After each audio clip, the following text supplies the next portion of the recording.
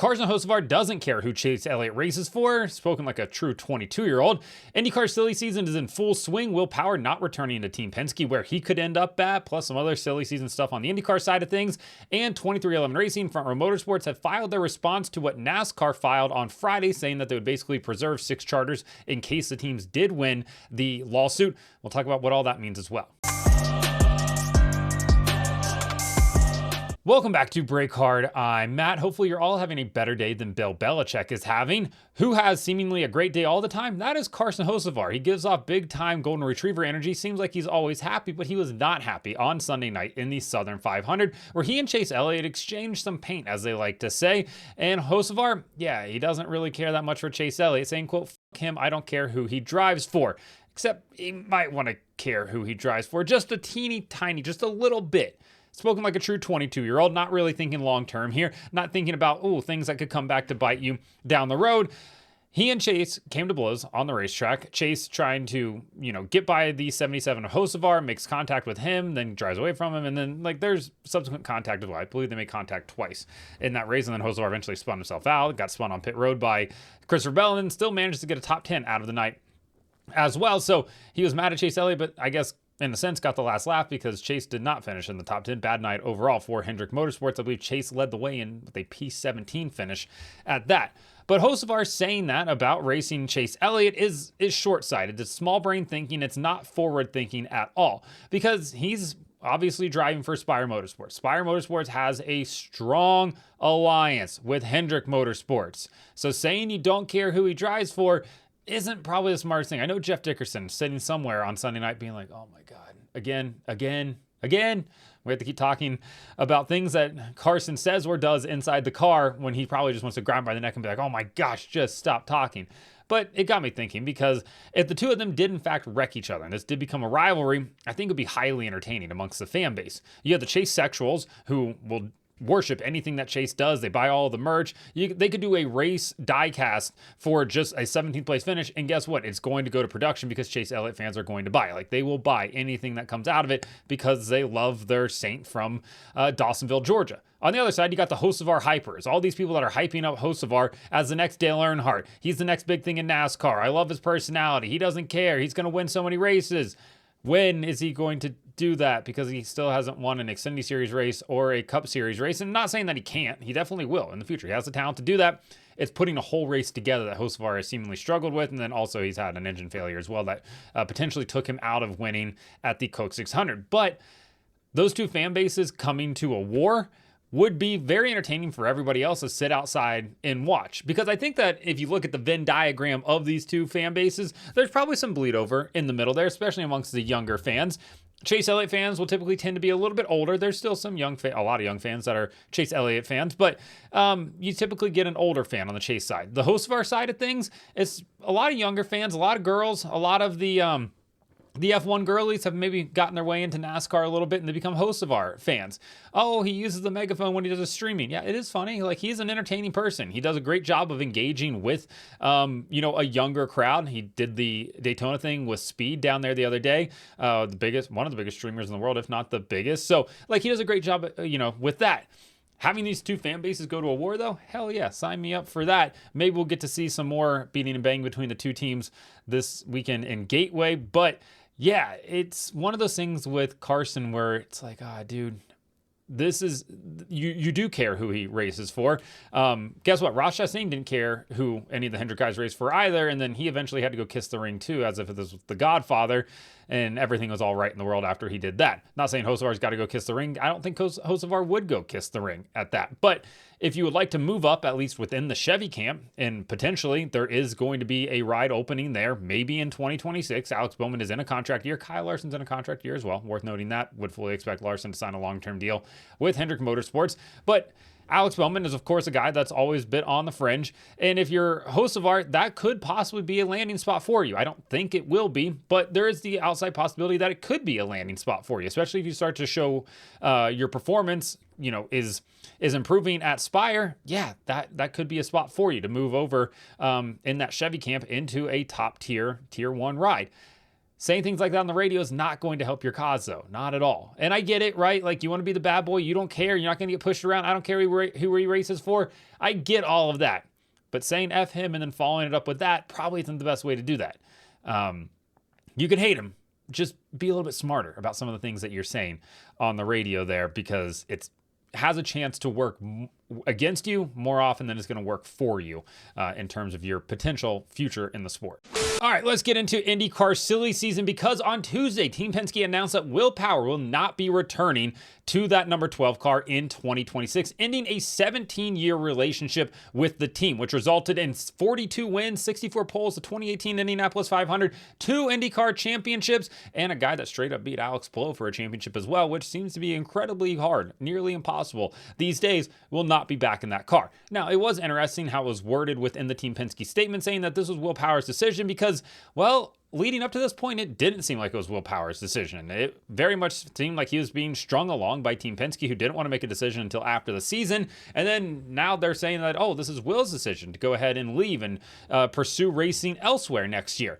And all of this was handled incredibly poorly, like how Jerry Jones handles anything with the Cowboys, and it could have been handled so much better. But when you look at how Penske has handled basically everything since taking over the Indianapolis 500, it doesn't really come as a surprise to see them not handle this very well either. So Power is out. Who's going to replace him? Well, the rumor that has been going on for the better part of what feels like 6 months now, one that Fox has absolutely beat to death on all of their broadcasts, is David Malukas taking over that 12 car. And I'll be honest with you, Malukas seems like a nice kid, seems like a nice guy. I don't understand the hype around him at all. In 44 IndyCar races, he has 16 top 10s. 9 of those top 10s came on ovals. And guess what the IndyCar schedule isn't filled with? A ton of ovals. It is not a predominant oval racing series.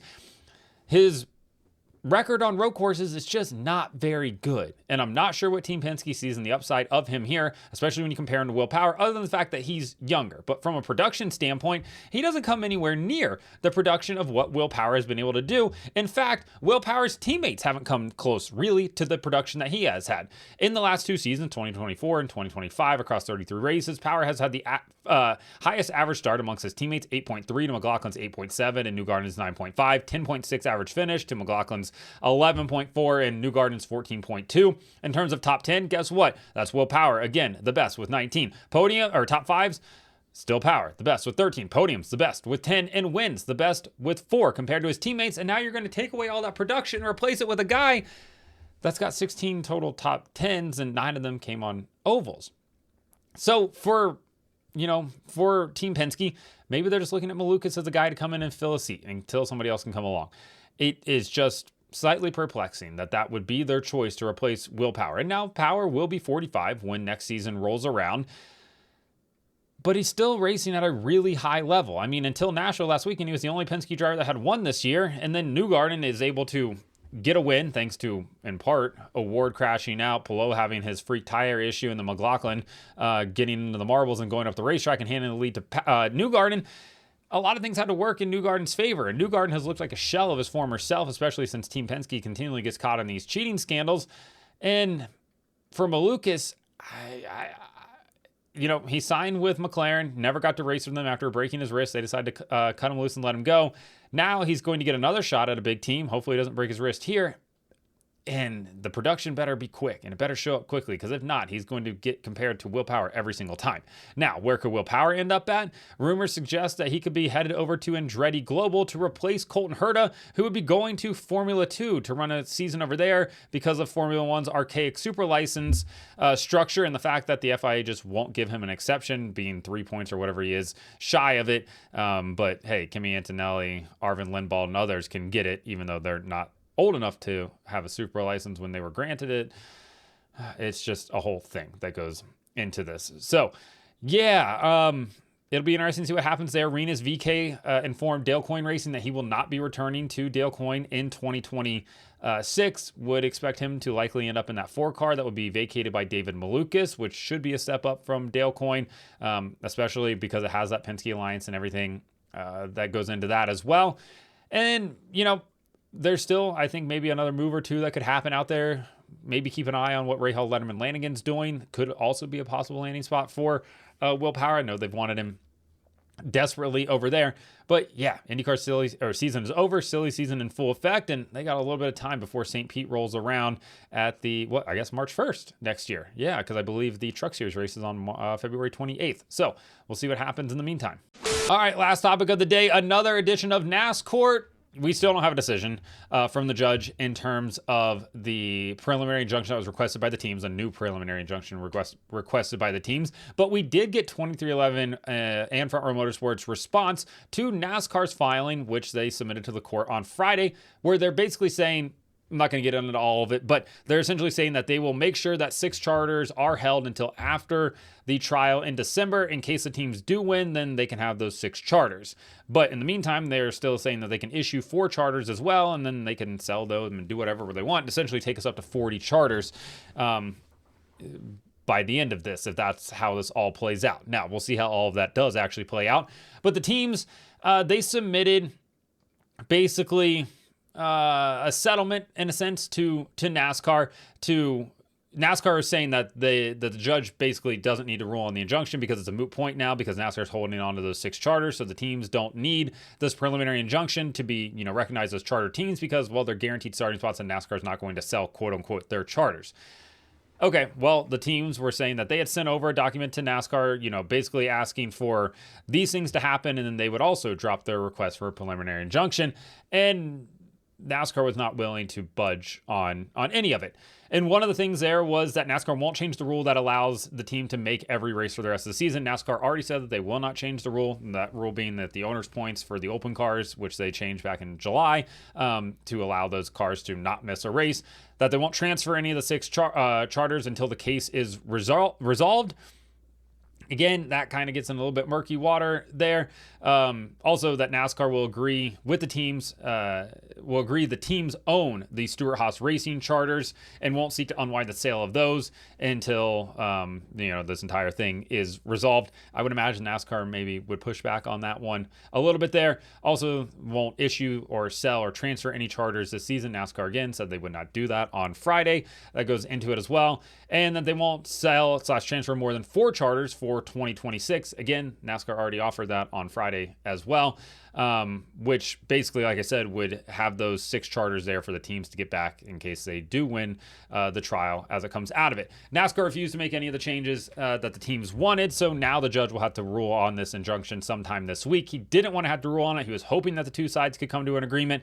Obviously, they're not going to come to agreement. Like we've talked about before, they just absolutely do not like each other whatsoever. It's the Hatfields and the McCoys. It's Eagles versus Cowboys. It's Ohio State, Michigan. It's Duke, North Carolina. It's Yankees, Red Sox. It's Giants, Dodgers. It's Cincinnati. It's Xavier. How many more of these can I go through? It's Hocevar fans and Chase Elliott fans. Maybe if they get into a fight, we'll see what happens when we get going forward. It's Stephen Wallace versus chain link fence. It's Denny Hamlin versus speeding penalties.